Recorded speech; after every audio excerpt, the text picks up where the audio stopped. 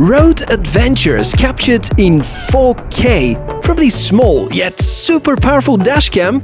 You may have never heard of Redtiger before, and I'm here to show you what their most popular model is actually capable of. Let's inspect.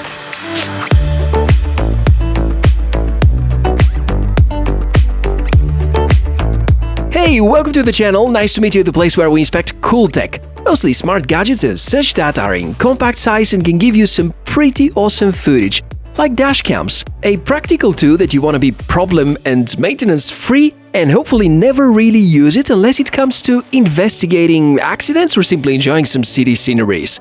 No matter which of both you're looking for, I believe the latest model by Redtiger is a worthy choice, offering almost everything interesting and productive for a good 2021 dash camera. Based on the price, we shall expect a solid performing mid-ranger, and I really hope that promises for good 4K both in daytime and nighttime and the accurate GPS signal are gonna be fulfilled. There also is parking mode, which is enabled through installation of hardwire kits, something I'm gonna also showcase. Because competition in this area of dash cameras is really tough right now. There are plenty of good models these days. $139 is a very good price if this model delivers good results. So let's carry on. Here is the main unit. I did lose my original unboxing footage, but a quick tour on some of the components.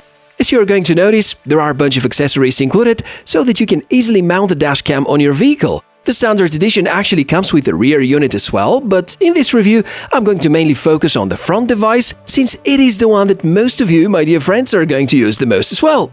While the dashcam is very discreet and its size is even smaller than the 70mi's cheapest 1S model, it actually packs a whole lot of hardware and even has a large display.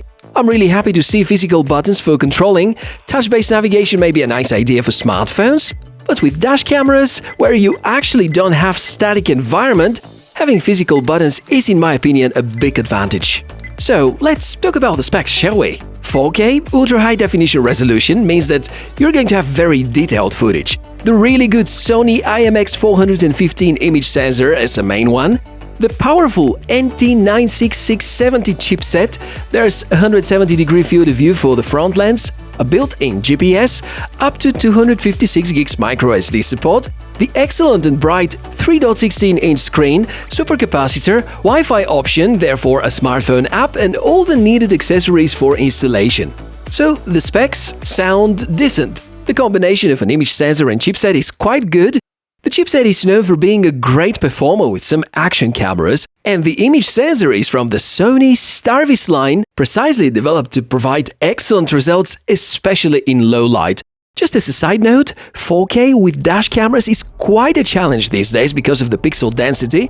This is why I often recommend to friends to buy a cheaper 1080p camera, but with the F7N by Redtiger, at the price of a good Full HD dashcam, you do get 4K unit with exceptional low-light performance. Let me quickly guide you through the installation. There are two screen folios. These are great for easily and quickly removing from the windshield if needed. It's a thin layer which stays between the glass and the adhesive tape and will never fail you, so find a good spot on the windshield, preferably an area which is not going to disturb you while you're driving, and put the dashcam there. Then comes the cabling. If you use the regular car cigar light-based charger, it's a matter of finding a discrete path for the cable to it. If you decide to use the hardwire kit, then it's gonna require some preparation. There are three wires: the yellow ACC, the red battery wire, which is VCC, and the ground. You're going to need access to the fuse box. I'd recommend finding a fuse kit, makes the installation much easier. Find a fuse which has uninterrupted feed of power by the car's battery, usually the key unlock system or some of the car's lamps. This is for the yellow wire. Then connect the red ACC wire to a fuse that would trigger the dashcam when the engine starts or stops. The ground installation is clear. Know that if you don't feel comfortable with the procedure, better go to a car alarm center where the guys are definitely gonna be able to help you. The big advantage of hardwire kits is the parking surveillance, because you're going to get recordings of everything that happens around the car 24/7. In the case of this Redtiger camera, it's a time-lapse option.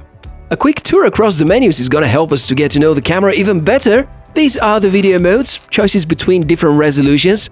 I strongly recommend using H.265 encoding. This mod is gonna keep great amount of data in a much smaller file size. If you need to review the footage on a PC and wonder what kind of player to use, VLC Player is a safe choice. It can for sure read H.265 based files. There are multiple extra options that you may configure. Some of them have impact on the video quality, some of them are for your own convenience, like the display timeout, for instance.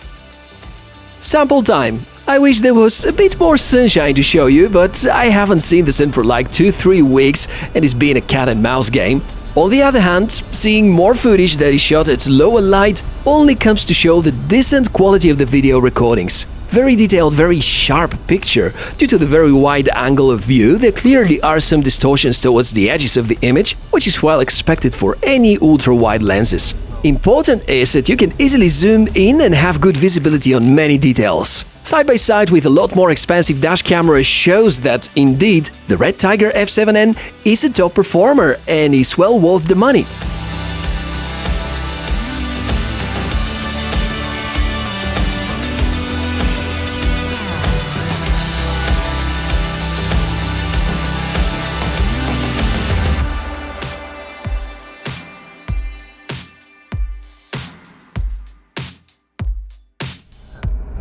Hey everybody, this is a microphone test and sound coming straight through the internal microphone of this brand new Redtiger dash camera. Nighttime footage is also a strength. Looks like the Dashcam can handle easily any kind of light conditions.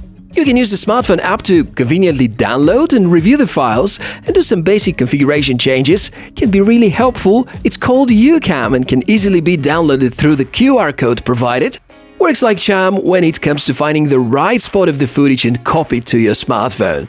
Since this is a complete review, I also would like to share with you the drawbacks that I discovered during the testing phase. It's a very modest list, by the way. There is no motion sensor, which is compensated by using time-lapse for parking mode. The app is not that fabulous and there also are no voice controls supported, and also the lack of ADAS, which I always don't believe is a feature to be really useful with dash cameras. So in the end, Redtiger F7N is a very solid choice for a dash camera, which I can certainly recommend given the excellent results achieved and the outstanding image quality.